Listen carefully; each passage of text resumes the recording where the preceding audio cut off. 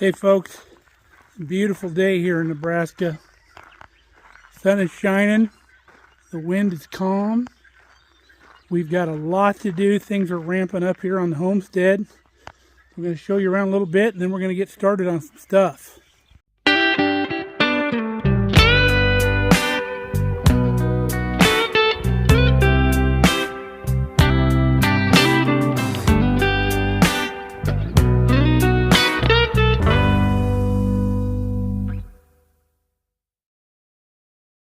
Our quince tree here is in full bloom. Our bees are loving that. We've got some stuff coming up out in the greenhouse. Let's go show you.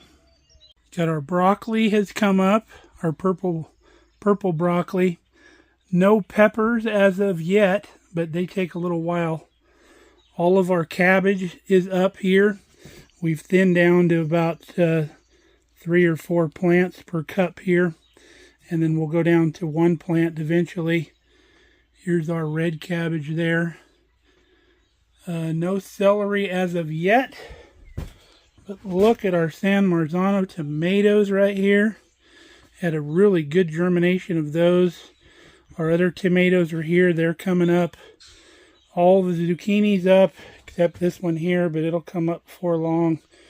Our watermelon, cantaloupe is coming up. Got a real good germination. Real happy about that. You can see our Flavor King Pluot is coming out of dormancy, getting some leaves. Should be throwing some blooms here pretty soon. This is either a choke cherry or a wild plum, don't know which. This was an existing tree that was growing here that we left. Our Flavor Grenade Pluot's already got blooms on it here. Here's the Bartlett pear. We're happy to get this going. We've lost everyone we planted so far to rabbits or varmints down here chewing on the bark. Hopefully we've got that solved. Fuji apple coming out of hibernation. Everything's looking good. These 2 apples here are starting to show some signs of life. The big apple out there is budding out.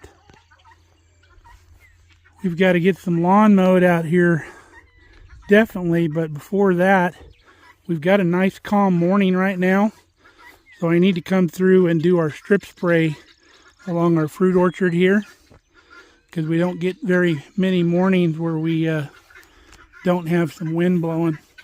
So we're going to take advantage of that. We'll get some weed spray mixed up. We're going to use our 2-gallon pump sprayer for this because I want a little more control. I tried using the quad one time. It's just, you can't hold the throttle low enough to where you can just kind of move slowly. It wants to take off on you. Now I'm using a product that you can use around fruit trees. You need to check. Make sure that you're using a product that won't hurt your fruit trees.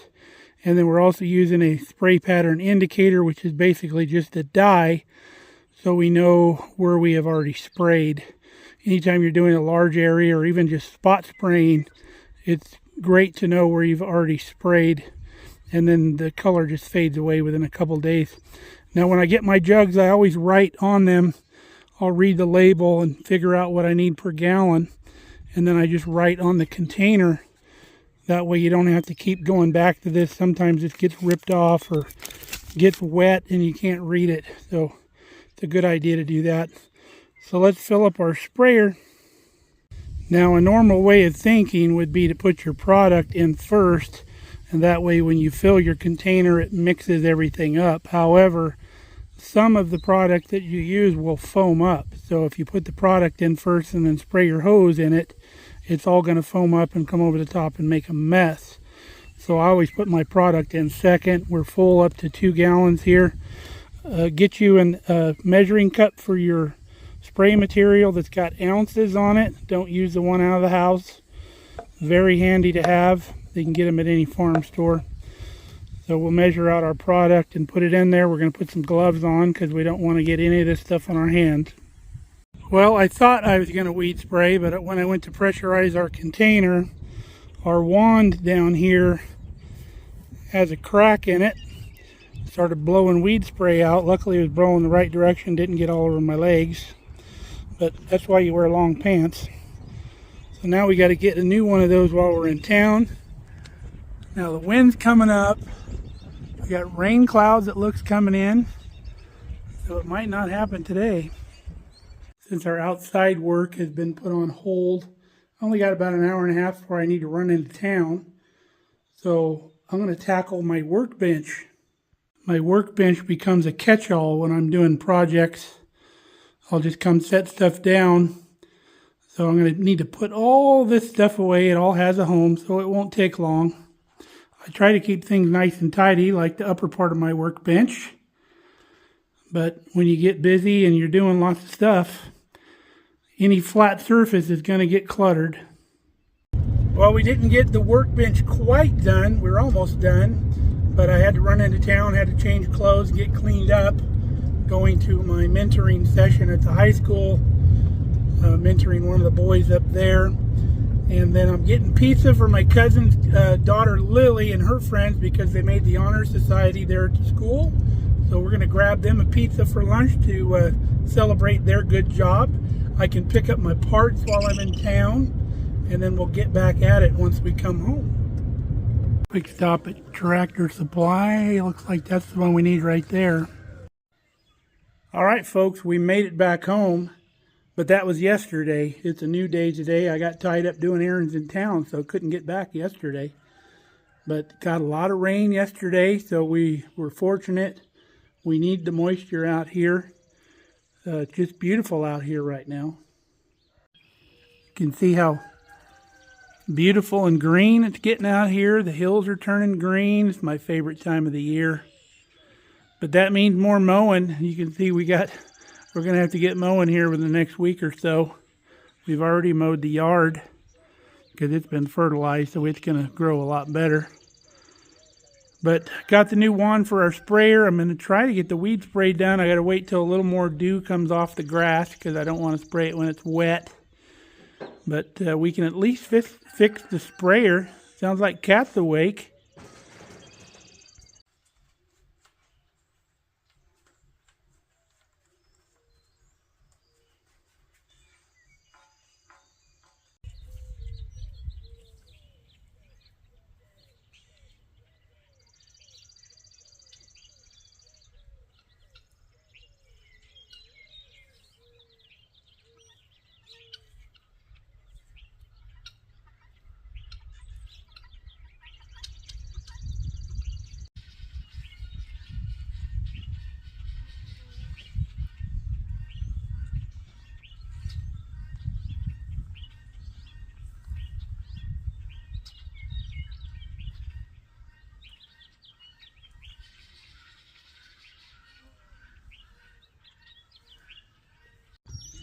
So what I like doing is I go down and do an outline first, try to get my outside of my line straight, and then I come back through and I fill in the lines like coloring when you're a little kid. Stay within the lines. You can see how that blue dye lets you know what's already sprayed, like we did here on the end.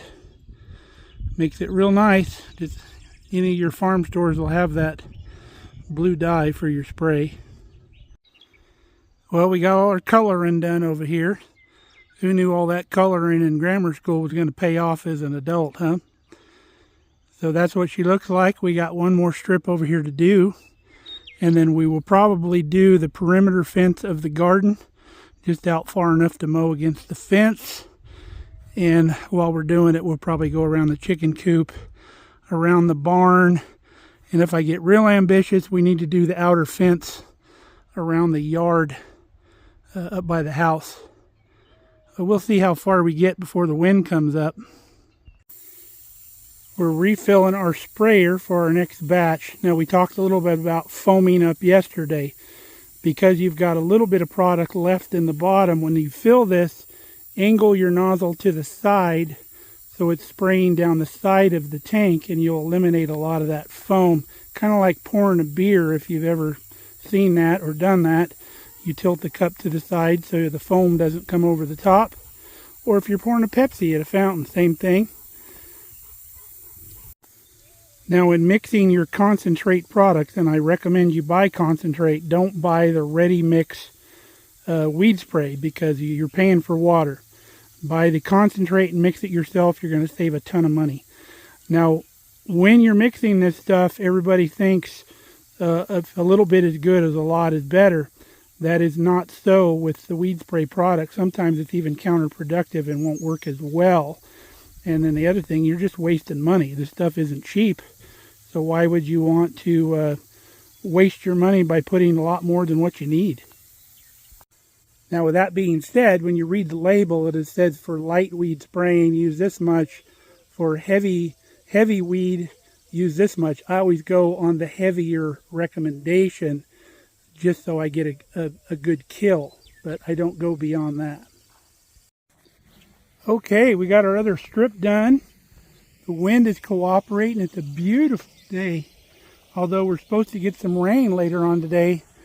But this stuff is rainproof in 30 minutes. So as long as you got a 30-minute window, I usually give it a little more than that. But if you've got a 30-minute window from the time you spray till the time it starts raining, this stuff is still supposed to work.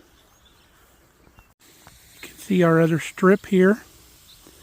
Now the reason they call this strip spraying, obviously because you're spraying the strip. When I was younger, people with fruit orchards all flood irrigated. So they were able to disc this direction and this direction in between the tree rows.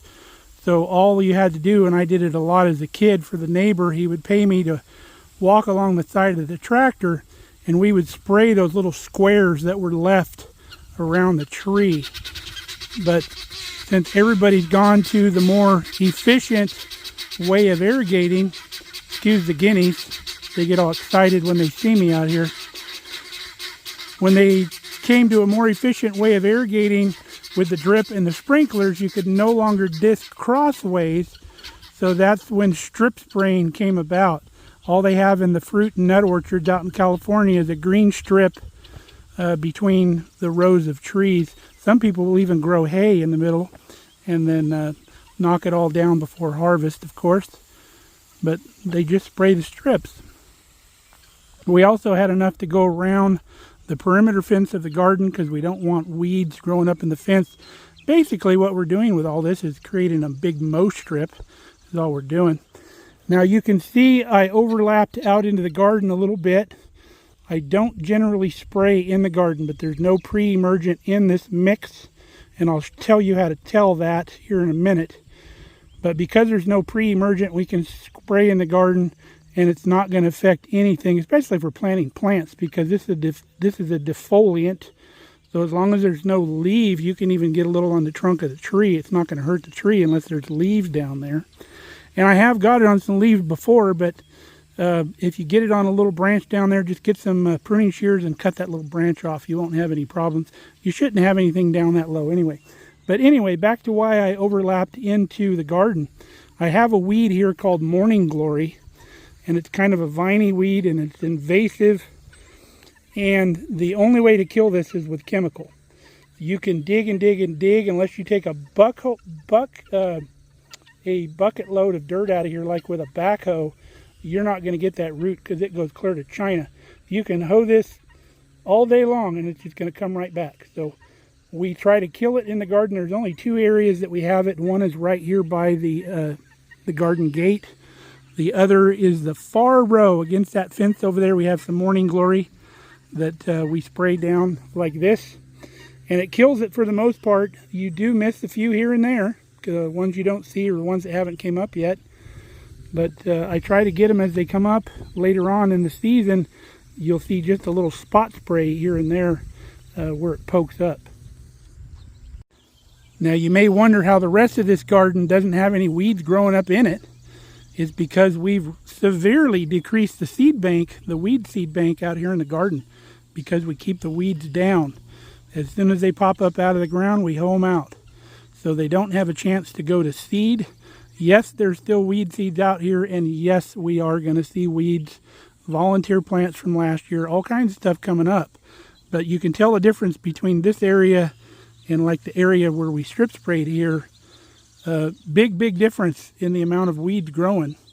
And that's why you want to stay on top of your weeds. Like right out there, I don't know if you can see it, there's a little puff of Johnson grass out there that we'll kick up once we get out in the garden. Now remember, we're going to do a project here pretty soon, so stick around for that. We're going to bury this portion of the drip lines right here and make it a solid line out to about 8 feet, so this doesn't get muddy when we irrigate, and we can run the rototiller around the corners without any problem. But that project is to come.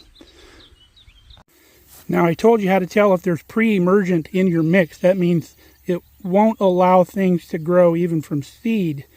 You'll see on your bottle it'll say kills weeds for up to 6 months or something like that, or up to a year. That means there's a pre-emergent in the mix. You don't want to get it anywhere near your garden. So we don't use a pre-emergent here. There's areas that we could, because there's areas that we definitely don't want weeds to grow back, and we're not going to be planting anything from seed. But you can see on here, it doesn't say anything about future weeds. And because of that, it does mean that later on in the year, we are going to have to do this again or come through and spot spray where weeds may come up. But that's okay. I took apart my old broken wand to see if anything would match up. This fitting here is not big enough to go on here, so we could have used that metal wand. But the little spray nozzle on the end will fit, so we'll take that off, and we'll keep that in case we need a new nozzle in the future. And I just found a hole in our garden hose that was spraying up here. I have a rubber hose that comes from the hydrant over here to where I keep my flexible hose rolled up, just as a feeder line, so we don't have to trench in any pipeline or anything. It's just used in the summer, so we don't have to worry about freezing. But found a hole, so I had to cut it off. We'll get a fitting in town, a male-in fitting for that. Maybe a female for this short piece. You never know when you need a short piece of hose, I guess. So we'll get a male and a female. We'll fix this. And then I think I need to string this one out, because I seem to remember we had a little tiny pinhole in this one. So we'll check that out too. Well, the only thing we found was this little pinhole right here. Not a big deal. It's not worth throwing away this 100-foot hose for. I love these flexible hoses because you can use them even in the winter. These rubber hoses, they get so stiff you can't even hardly work with them. So cool. We don't have to throw that one away. We'll take this little piece, we'll put it in the truck so we know what size connectors to get. Now, I don't know if I showed you our wasabi radish yesterday when we were showing you the stuff in the greenhouse, how it's come up real nice. The carrots and the beets aren't up out here yet. They take a little bit longer. Now, this wasabi radish, it's not your traditional wasabi that you've heard of. This is a radish that they've developed that has a similar flavor to wasabi. So we wanted to give it a try. Growing actual wasabi is very, not labor intensive, but wasabi is a very particular plant that needs the perfect everything, the perfect environment to grow in, the perfect soil, if that's what they grow it in, all that. There's a company out in California that has mastered that, but most of your wasabi comes from Japan. Wasabi you buy here in the store is just horseradish that's been colored green if you look at the label. But I really enjoy wasabi, so we wanted to try this. So glad we got the weed spray done. Now we can get back on this workbench. We got quite a bit done yesterday. Just got a few items to put away here, find a place for, and then this project to be done too. Got all this cool old stuff we got at an auction here a while back, if you remember. Got an old door latch for a door with the handle and everything, some old hinges. These are cool old hinges. We're going to put them all in our hardware box. Now recently our local farm store named Orscheln went out of business, sold out the Tractor Supply, but they had stuff 80 and 90% off, so I went in and grabbed some stuff you never know that you need. This is a gate closing hinge here. This is just a doorknob. These are spring latches with chains on them, so like if you're fastening the bottom or top of a door, you can use those. These are spring-loaded hinges We always got a use for those, so we'll put all that in the hardware bin also. Well, I found a box over on the shelf that hadn't been unpacked since we moved. So, found some more stuff. Got some clevises and some, I forget what they call those. I'll think of it in a minute. A couple of pillow bearings, casters. Got a spare pull cord for like a lawnmower engine type thing we could use on the rototiller or whatever if it breaks. Two-sided sticky Velcro. Some weather stripping. Some picture hanging wire. A flagpole that we probably don't need. These aren't heavy enough to put flags on. And then some cordage. Some paracord here. Some cables. Some cable ends to make cable eyes. So we'll put all this stuff away. Well, it pays to clean the shop. I got a male and a female, and it's even the right size for this hose. So we can fix those hoses right now. There we go, as easy as that. Now we either got one long hose, one short hose, or we can connect this right here and we can have the same size hose we had before. Our long piece of hose, plenty long enough to get over here to our hose stand, so that's perfect. So we have a little 15-20 foot piece of hose that we can use somewhere else. Alright, we finished with the workbench now. It's a usable space again. It wasn't very usable when it was cluttered, and I don't like it cluttered. It was driving me crazy having it that way, but when you're in a hurry, you just kind of set stuff on a flat surface. Finally found a use for these old drawers underneath. So remember, we bought these pegboard things at the auction just for my nut drivers here. Got those hung up. And then I got a space we can hang some more stuff. So I put all the hanger stuff for the pegboard in this one. And then over here, we have these 3 drawers that every time a mouse would find the drawer, they'd build a nest in here. But we've got a bunch of stuff that won't fit in the bolt bin or not appropriate for the bolt bin. We've got a bunch of carriage bolts. Got these big timber screws, some lag bolts, and then the next one down we have a bunch of U-bolts and specialty stuff that doesn't fit in our bins up here. And then the bottom drawer is all tractor pins and bigger bolts than 1/2 inch because our bolt bin only goes up to 1/2 inch. We've got bushings for 3 points from going to a Cat 1 to Cat 2, and then a bunch of tractor pins in there, so pretty cool.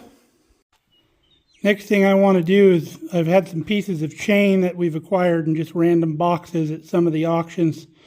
This one here is fine. It's got some good, nice forged lifting hooks on it, but this piece here didn't have any hooks, so I like to keep stuff like this around the shop, so if I break a chain, I can put one back together. Or if I need a hook on one, I can do that. So we'll put these 2 hooks on this nice little piece of chain here. Now this chain here we found buried out in the yard. So it's a real nice little chain, probably almost a 15-20 footer. But it's pretty rusty from being in the dirt.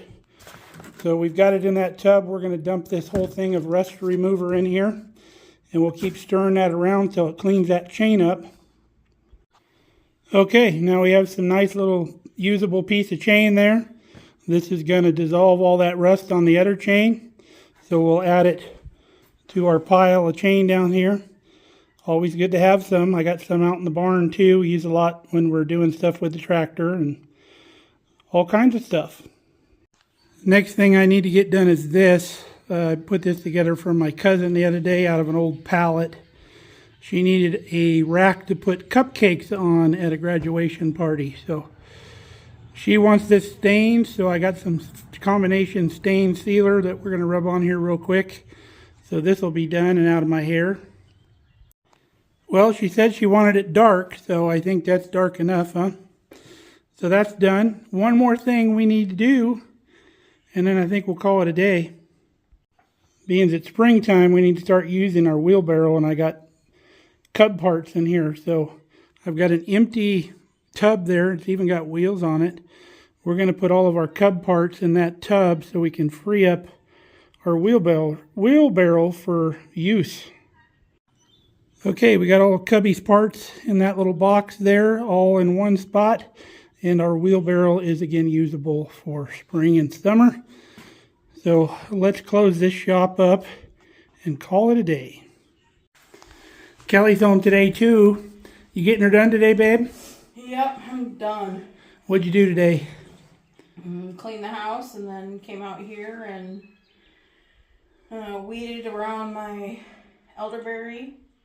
Put some mulch down. Weeded around the grain bin. Haven't put the mulch down there. Tied up the roses over there and put some mulch under the roses and the clematis. You've been busy. Yeah. Kelly decided to mow the lawn. I told her I was thinking about mowing. She goes, "No, you're not. You've already mowed the lawn. It's my turn." God, I love that woman. Myself, I've had enough. If I do any more, I'm going to OD on ibuprofen tonight. So I'm going to call it a day. Could probably go in and stir up some stuff for supper. We can eat once Kelly's done. So hope you enjoyed hanging out on the homestead today. We've got so much more to do. Lots going on. And we'll bring you guys along. So till next time, stay safe, stay healthy. We love you guys. Come back and see us here at Markelly Farm.